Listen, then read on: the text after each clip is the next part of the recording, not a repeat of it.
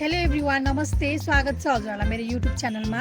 आज म हजुरहरूमा चिकनको अचारको रेसिपी लिएर आएकी छु। चिकनको अचार बनाउन नजान्ने र नखाने त सायद कम नै हुनुहुन्छ होला। चिकनको अचार बनाउनको लागि मैले यहाँ 1 केजी चिकन लिएकी छु। मैले चाहिँ हड्डी मिक्स भएको चिकन लिएकी छु। फल मासु मात्र भन्दा हड्डी मिक्स भएको चिकन लिए भने चाहिँ अचार एकदमै मिठो बन्छ। त्यसै गरी 1 चम्चा सौंफ, 1 चम्चा जिरा, 1 चम्चा धनिया, 2 चम्चा तोरी, थोरै मरिच र टिमुर, आफ्नो स्वाद अनुसार खुर्सानी। मैले चाहिँ यहाँ कम पिरो भएको खुर्सानी लिएकी छु। त्यसै गरी तोरीको तेल, मसिनो गरी स्लाइस गरेको लसुन एउटा, अदुवा पनि सेम क्वान्टिटीमा लिएकी छु। 1 चम्चा कश्मिरी चिल्ली पाउडर, यो चाहिँ कलरको लागि हो। त्यसै गरी 1 चम्चा ल्वाङ, सुकमेल, दालचिनी र तेजपत्ता, स्वाद अनुसार नुन र बेसारलाई पनि लिएकी छु।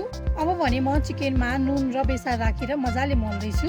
नुन र बेसार राखेर मोलिसकेपछि यसलाई 10 मिनेट जति रेस्ट गर्नको लागि राख्ने। अब एउटा फ्राई प्यान तताएर सबै ड्राई मसलाहरूलाई भुट्दैछु। मसला भुट्दा चाहिँ हामीले सानो ग्यासमा भुट्नुपर्ने हुन्छ। ठुलो ग्यासमा गऱ्यो भने चाहिँ यो चाँडै नै डढिहाल्छ।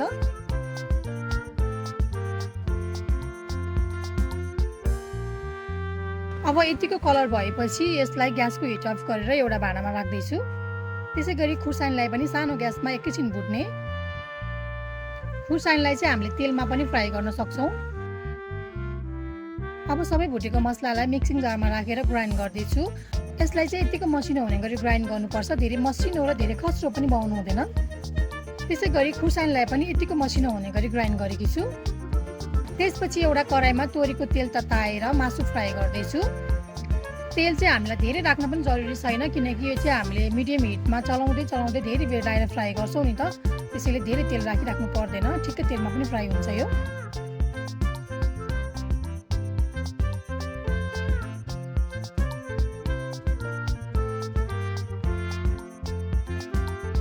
चिकन फ्राई गर्दा सुरुमा चाहिँ ठुलो ग्यासमा पकाउने, त्यसपछि चिकनमा भएको सबै पानीहरू सुकिसकेपछि चाहिँ मिडियम हिटमा फ्राई गर्नुपर्छ। धेरै ठुलो ग्यासमा फ्राई गर्यो भने चाहिँ चिकन एकदमै कडा हुन जान्छ र अचार धेरै साह्रो बन्छ। हामीले चिकनको अचार छिट्टै खाइहाल्नको लागि बनाएको हो भने चाहिँ धेरै रातो हुने गरी डिप फ्राई गरिराख्नु पर्दैन। यदि धेरै समयको लागि राख्ने हो भने मात्र डिप फ्राई गर्दा हुन्छ।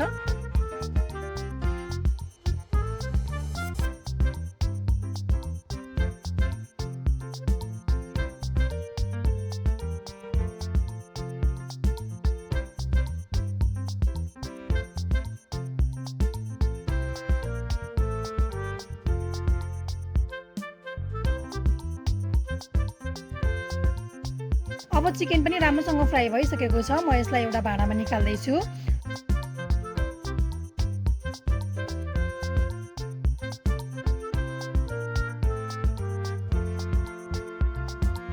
सबै चिकनहरू निकालिसकेपछि म सेम तेलमा अदुवा लसुनलाई फ्राई गर्दैछु।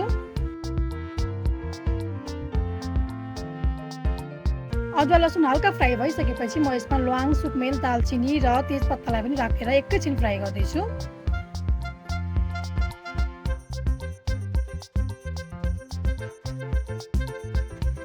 अब म सबै हल्का फ्राई भइसकेपछि ग्राइन्ड गरेर राखेको मसला राख्दैछु। मैले चाहिँ 1 केजी चिकनको लागि 4 चम्चा मसला लिएकी छु। हजुरहरूलाई धेरै मसला मनपर्छ भने 5 चम्चासम्म युज गर्न सक्नुहुन्छ र कम मसला मनपर्छ भने चाहिँ 3 चम्चा जति युज गर्न सक्नुहुन्छ। त्यसै गरी मैले खुर्सानीको धुलो पनि 3 चम्चा राखेकी छु। हजुरहरूले आफ्नो स्वाद अनुसार घटी बढी गर्न सक्नुहुन्छ।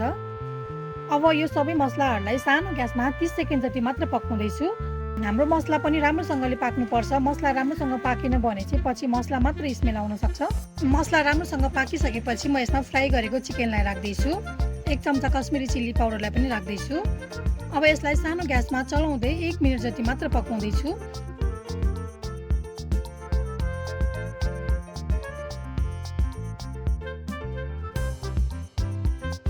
अब म अन्तिममा स्वाद अनुसार नुनलाई पनि राख्दैछु। नुन चाहिँ मैले मासु फ्राई गर्दा पनि राखेको हुनाले थोरै मात्र राख्दैछु। नुन राखिसकेपछि म यसलाई एकैछिन चलाउँदै पकाउँदैछु।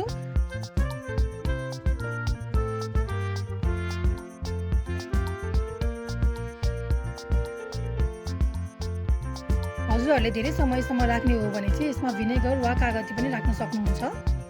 अब भने हाम्रो मिठो चिकनको अचार बनेर रेडी भइसकेको छ। अब हामीले यो अचारलाई बट्टामा स्टोर गरेर धेरै समयसम्म फ्रिजमा राखेर पनि खान सक्छौँ। चिकनको अचारलाई फ्रिजमा राखेर खाँदा चाहिँ अलिक धेरै समयसम्म खान सक्छौँ हामीले।